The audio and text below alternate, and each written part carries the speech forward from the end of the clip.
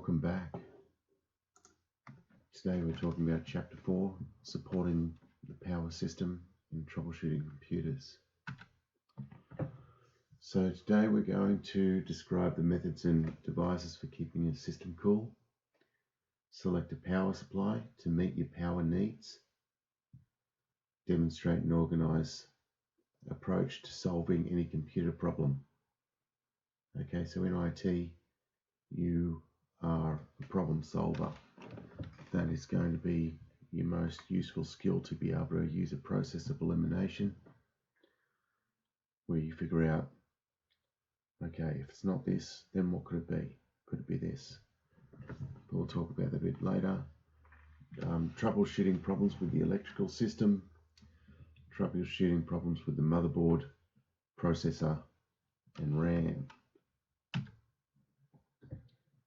Alright, so heat is not good for computers and computer parts. Your system can get unstable and components can fail. So if your CPU overheats, everything will just shut down. So that's why we did the prac with your thermal paste and your heat sink. So you can get a good look at that. So devices to use to cool the system: CPU and case fans, your heat sink, liquid cooling systems. We'll have a bit of a look at that. Now you want to be keeping your case closed, try and minimize the amount of dust that's getting in there, and also for airflow through certain parts of the case with the fan, and cleaning the inside of the computer with your canned air.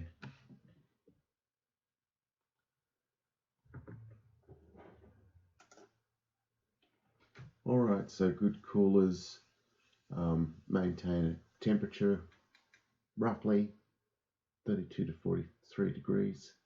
I wouldn't freak out if it's a bit more, but certainly not up in the high numbers. A cooler consists of a fan and a heatsink. So a heatsink and a fan separately, that's what they're called when you combine them together. It's a cooler. The heatsink uses fins to draw heat away from the processor, kind of like a radiator in a car. The fan blows heat away from the CPU. Right, a cooler is made of aluminium or copper or both. It gets power from a 4-pin fan header on the motherboard, and usually there's a little clip that you'll notice that there's a little clip, so it holds in place at the same time. And here's your fan and your heatsink all in one. Alright, so to prevent overheating, you can also install additional fans. Graphics cards come with a fan. They do tend to get very hot.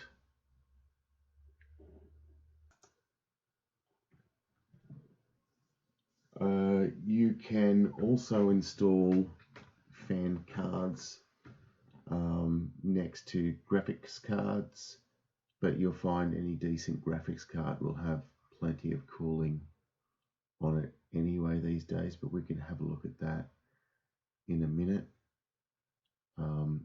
RAM cooler clips can slide over your DIMM, dual inline memory module, maybe powered by SATA or a 4-pin Molex connector.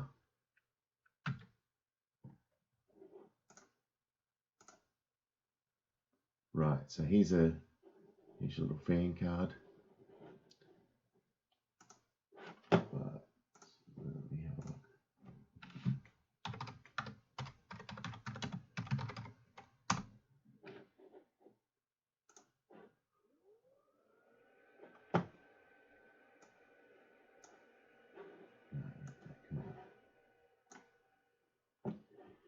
If you go on Google and you search any graphics card, you'll see they've got heaps of fans. They've got the heat sinks.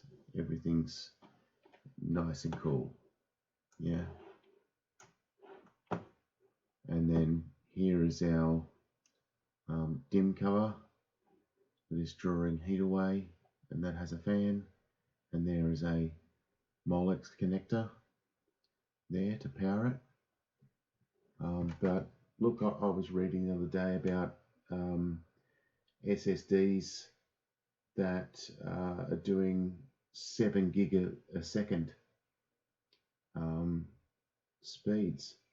So if they're hitting that type of speeds and they're doing that for a while, they're going to get very hot. So they're actually making specialized heat sinks for those as well. So latest technology, NVMe, PCIe 4.0.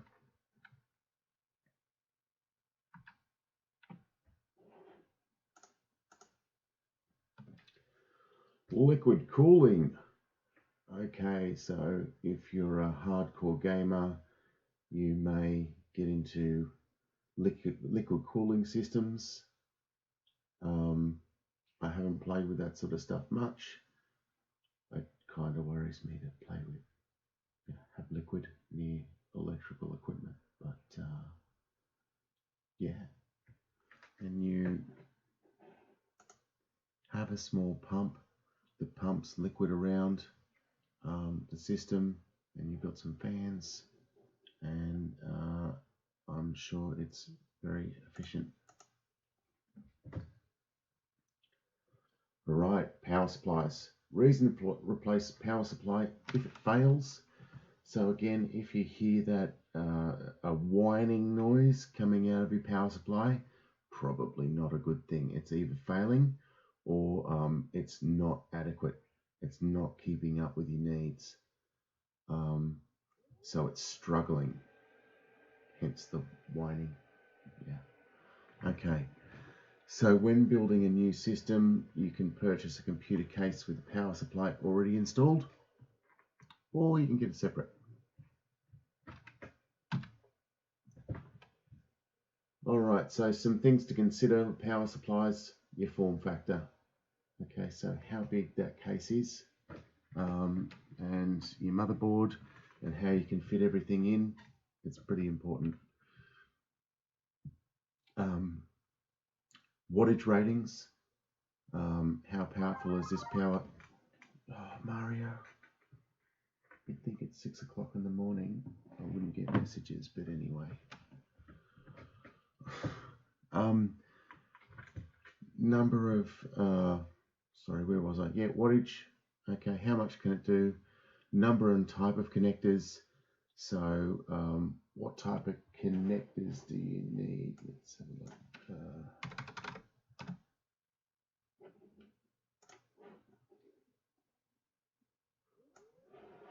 For example, just make it smaller.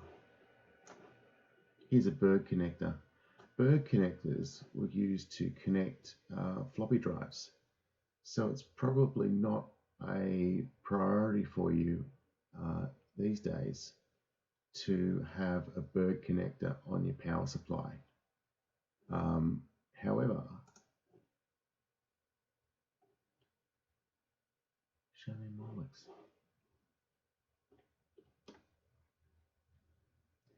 Yeah, with the Molex connector, that's more common, or SATA. But Berg, not so much. I know some people call the Berg connector a mini Molex.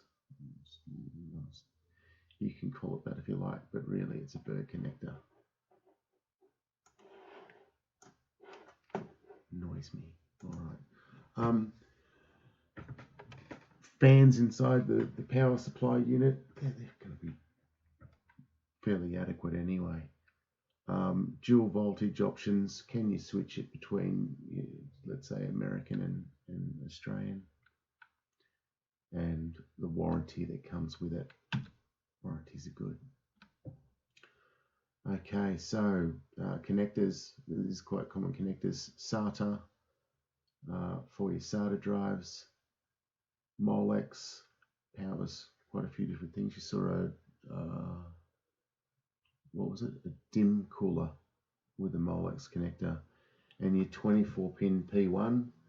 That's to power your motherboard. All right, so when you determine wattage capacity, consider everything that you've got inside there. What do I need to power? Do I have enough? And what sort of connectors do I have? And always plan for the future. So getting that processor that's a little bit faster, a little bit more powerful, getting a little bit more RAM, we've talked about before, is really important, but also power supply. You want to plan for the future. Later on, you may get a bigger graphics card. It may require more power. So if you give yourself that buffer, and look, it's not set in stone, but if you give yourself a buffer of 30% higher, you'll future-proof yourself. These are just some examples of the power required for different components, but you can research that. Okay, strategies to troubleshoot. So interviewing the client, what was happening, have you tried turning it off and on again? Obviously, but what was happening when your problem occurred? What have you done recently? What changes have you made? Is it plugged in? All sorts of real simple things. Take some guesses. Think of the least invasive things you can do first. Just try to figure it out and go through. I love this one. Look. Give up, yes. Escalate, stop. So that means just escalate. Give it to someone else in the team. It's too hard basket. Yeah, but have a bit of a look at this.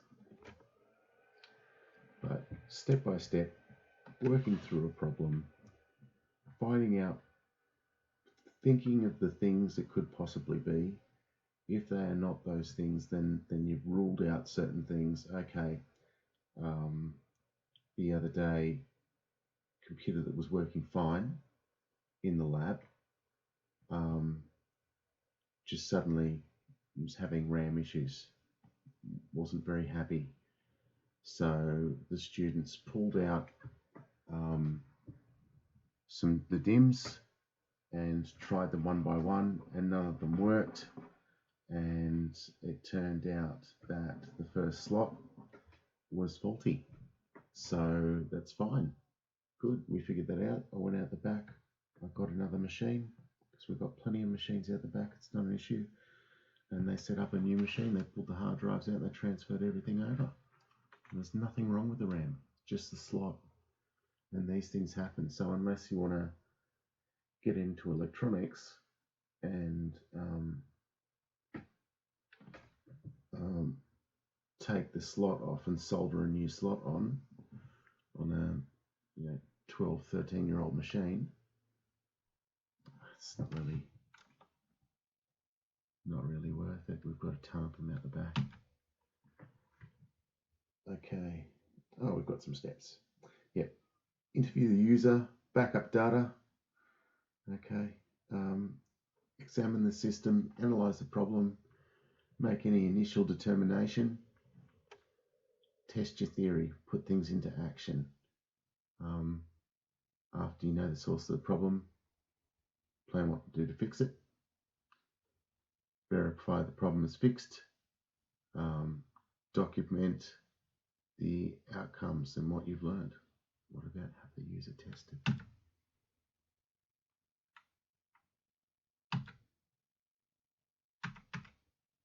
All right, it doesn't say that there. Okay, so one of the people in the admin office said, hey, I'm having these issues with my screens. Did you see that? It keeps turning off it's so frustrating and all this sort of stuff. And I thought, well, okay, any connector issues? No, the connectors are fine. So they were DisplayPort sitting in there properly. Everything's looking nice, no problems physically. Okay, so now I'm going to go into the settings, and it was actually settings that she had set up through display settings instead of the graphics cards settings, and we fixed it. And then I said, okay, now try it. And she tried it and it worked. She said, oh, that's good. Usually when someone helps me with IT, they just go, there, it's fixed, and walk away, and 5 minutes later I've got a problem. So what I would say to that is is always make sure that your client is happy before you leave, because nothing's more frustrating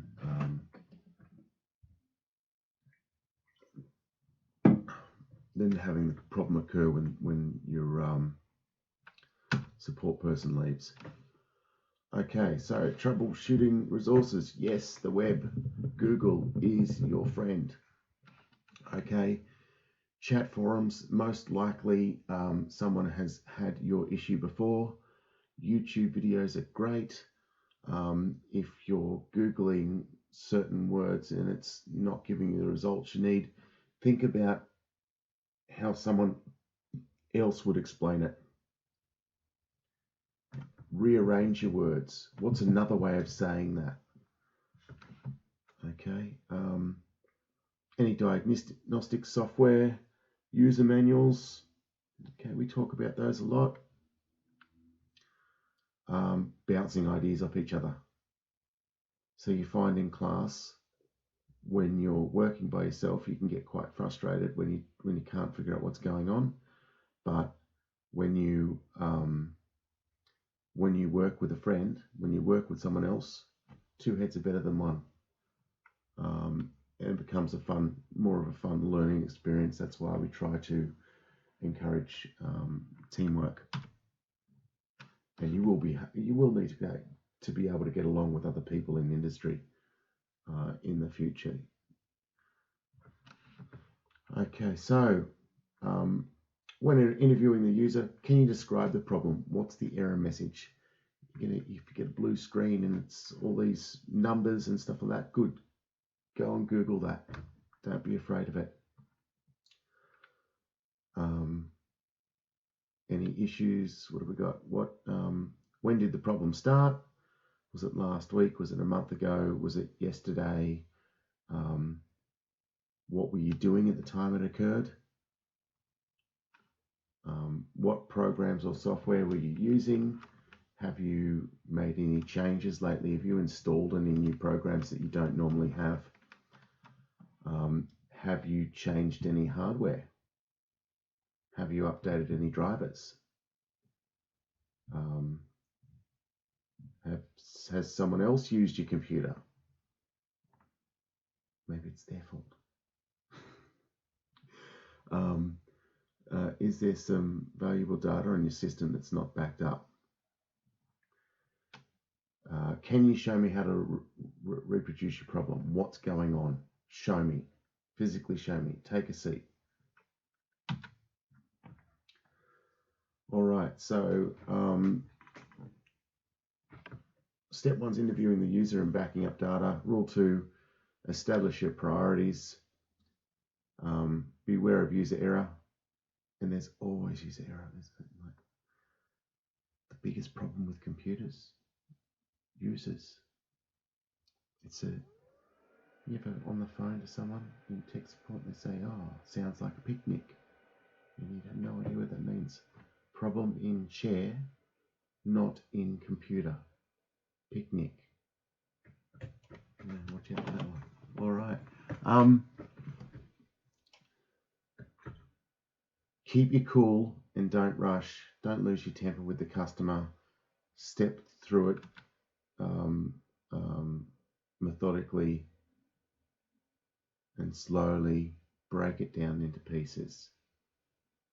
Don't make any assumptions. Try the simple things first. The least evasive method first. You want to be tearing everything apart when it's just something really simple. And don't forget to question the obvious. So become a researcher. Get out there. Google it. Divide and conquer. Process of elimination. Write things down. Don't automatically assume the worst. Don't automatically assume it's cactus. Reboot and start over. A process of testing your theory. I'm not going to go through this. This is what I was talking about. If you've got certain errors coming up, Googling them will give you a whole heap of information, and I'm sure there's lots of people that have been in forums that have said, this is what I get, how do I fix this? And the problem's probably already been answered for you. So, beeps, right?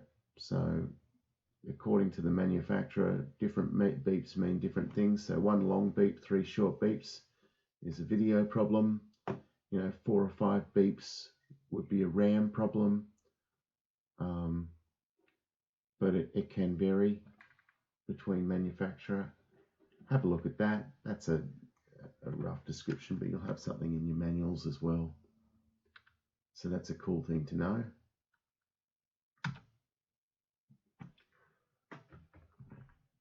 All right. As I said, use the least invasive solution first and know your starting point. Create a plan to fix the problem before applying your solution. Try to determine what will work and what won't.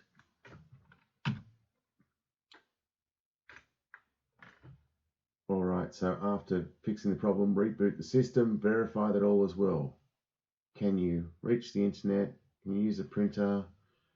Whatever other things that you need to check over. Is everything going okay? Documentation. Well, one of those things that people tend to neglect. Documentation is very important. So just like when you're studying through the hardware book, writing down notes is very useful. Same with writing documentation about issues that have happened, and you create user guides on how to fix them, and then that can save you a lot of time in the future. When you get the same question 20 times, you can go, here's a user doc. Here, this is how you fix this. Step-by-step instructions. And sometimes you think that something's quite simplistic. Like I said to a student the other day, take a screenshot. Right? Email me. Stop sending me a message on eLearn. Email me because I don't understand what you're saying. Take a screenshot. So he took a photo of his computer screen. So I had to write back and say, okay, go to the taskbar, in the search bar there, type in snipping tool, take a snip or screenshot, because I couldn't see, it was too small. So sometimes we take some things for granted, thinking that other people know exactly what we're talking about, when really we've got to break it down. All right, so if the computer appears dead, no indicator lights are working, if the computer system locks up during booting, error codes, beeping during booting, you smell burnt parts or odors, that's bad. Definitely disconnect at the wall. We don't want to be playing with a computer that's on fire. That only happens in the rare occasion. Don't worry, don't freak out. It's okay, man. Computer powers down at unexpected times, or you hear a whining sound coming from the power supply. Power supply's on its way out or dead. Yeah, those are signs. more questions. So, as I said, if you smell any burnt parts, don't try to turn the system on. Identify the component that's fried and replace it. Hopefully it's not the motherboard. Is the power cord plugged in? Is the power outlet controlled by a wall switch? Is that switch turned on? See what I'm saying? Like, to really keep it simple. Are there any cable connections loose? Is there a circuit breaker blown? You know, there's someone call you up and they say, oh, my computer's not turning on, it's not working. Is it turned on? Yeah. Is it plugged in? Yeah. Can you go have a look? Oh, hang on, I've just got to get a torch. Why do you need to get a torch? Oh, because the power's out. Huh. All right, so all switches on the system turned on? Is there a possibility CPU's overheated and it's protected itself by going, don't want to do this anymore? All right. If you have intermittent problem with the electrical system after boot, the computer stops or hangs for no reason, keyboard stops working at odd times, power supply overheats, becomes hot to touch, that whining noise again, very common. A short might occur if some component on the motherboard makes improper contact with the chassis. Yeah, don't I know that? It'll blow your motherboard sky high. That's why we've got those little plastic things called spacers. Shake the case gently and listen for loose screws.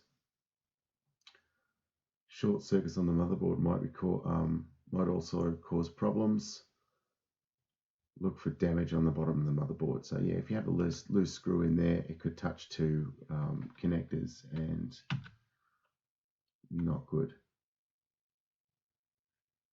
Symptoms of overheating: hanging, blue screen of death.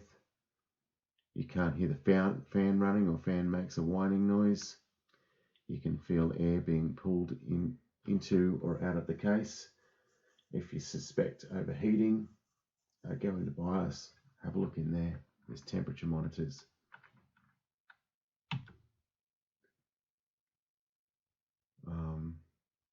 Yeah, you can check the temperature in the BIOS. Use a blower or canned air or something to remove dust. Check the airflow inside the case. Check to see fans are running. Check to see that the fan's plugged into the motherboard. You just may need to replace a fan. You could install extra fans. It could be extra cool.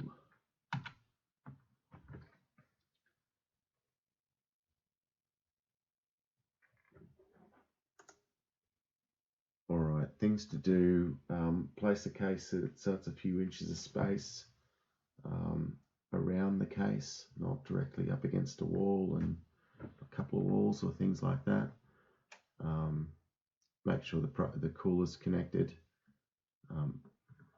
After closing the case, leave the system off for 30 minutes. Check the BIOS. See if the processor is being overclocked, because that'll cause more heat.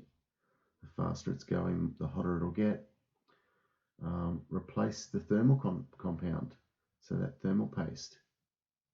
And also consider whether the case design allows for good airflow. And here's a little picture of how airflow works through the case. Okay, if you have a lot of stuff inside your case, it'll restrict your airflow.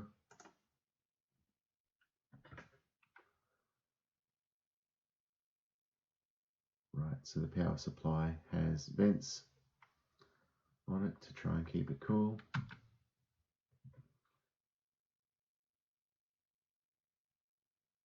All right, yeah, make sure it's plugged in.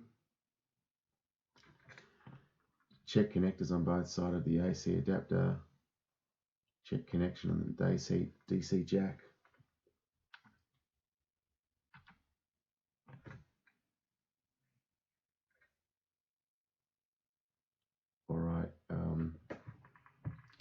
If a motherboard, processor or memory is failing, the system begins to boot, then powers down. It's too hot. Blue screen of death. Your system reports less memory than installed. There's memory failing. System becomes unstable, hangs or freezes. Intermittent Windows or hard drive errors occur. So that's something on its way out. And components on the motherboard or devices connected to it didn't work. Check the simplest things first. Jeez, when they slide in. All right. If an error message appears, Google the error message, run antivirus. A memory module might be failing. You can use memory diagnostics.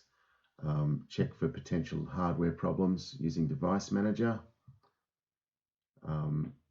Check Event Viewer for any issues that might be occurring. In Windows, download and install Windows updates or patches. If a problem began after change or new install, uninstall the device or application. So when Windows 10 used to automatically update drivers, it doesn't do that now because it was causing issues. So you should get your drivers from your manufacturer.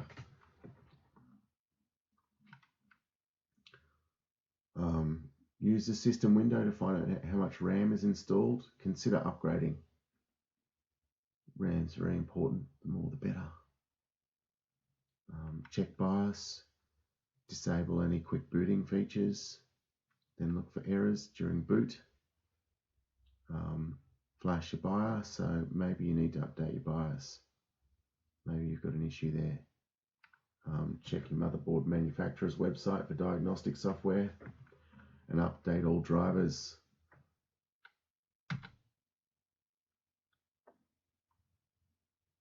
If an onboard port or device is not working, verify the problem's not with the device using the port. So if you can't read the USB, is it the USB? Or is it your USB port? Go on to BIOS, check that the port is enabled, because you can disable ports. Check your device manager, update your driver. If your driver's been updated recently, roll back the driver. You can install expansion cards to provide the same sort of port. So if your network port fails, you can install a network card.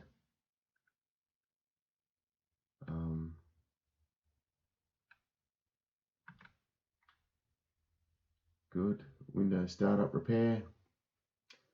Sure we've seen this before. We've had some issues. You can boot into safe mode and you can check things if you need to. Well, I've got P2 pictures. I'll delete that later. That's it. I'll get rid of that last bit next time. All right. So until next time, thank you.